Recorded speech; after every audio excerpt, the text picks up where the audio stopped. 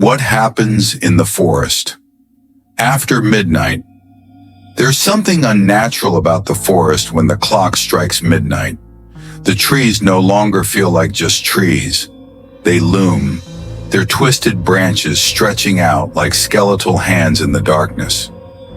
The wind doesn't simply blow, it whispers, carrying voices that don't belong to anything human. The deeper you go, the more you feel it. An unsettling presence. Something unseen but undeniably there. Watching, waiting. The first thing you'll notice is the silence. It's not the peaceful kind. It's suffocating, pressing down on your chest, making it harder to breathe.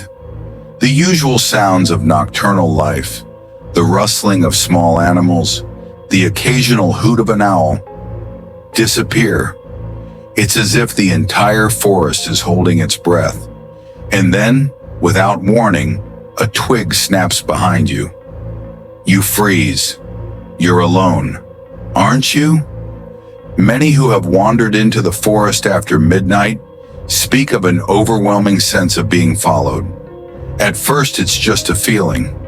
Then the noises begin.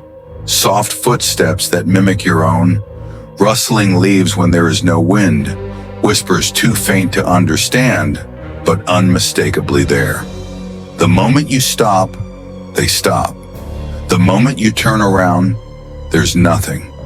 But deep down, you know, something is out there, hidden just beyond the reach of your vision. Some people tell stories of the figures. They stand between the trees, motionless, barely distinguishable from the shadows. Their forms are tall, elongated, twisted in ways that seem unnatural. Some claim they've seen a woman in white, walking barefoot along an overgrown path, her head slightly tilted as if listening to something you cannot hear. If you call out to her, she doesn't respond until she does. And when she does, it's already too late. Others tell of one of the voices. Soft, pleading, familiar. They call your name in the distance, sounding like a lost friend, a loved one, someone who shouldn't be there. And yet the temptation to follow is overwhelming. But those who follow never return the same, if they return at all. Then there are the ones, strange flickering orbs that hover between the trees, leading travelers deeper into the darkness. Some say they are spirits, guiding lost souls. Others say they are something far worse, the kind of thing that lures you in and never lets you go. And if you're truly unfortunate, you might hear the breathing. Low, ragged, coming from just over your shoulder. Slow at first, then heavier, closer, so close you can feel its warmth against your skin. But when you turn around, there is nothing there. There never is. Technology fails in these woods. Phones shut down, flashlights flicker and die, no matter how fresh the batteries are. Compasses spin wildly, refusing to point north. Time itself seems to warp.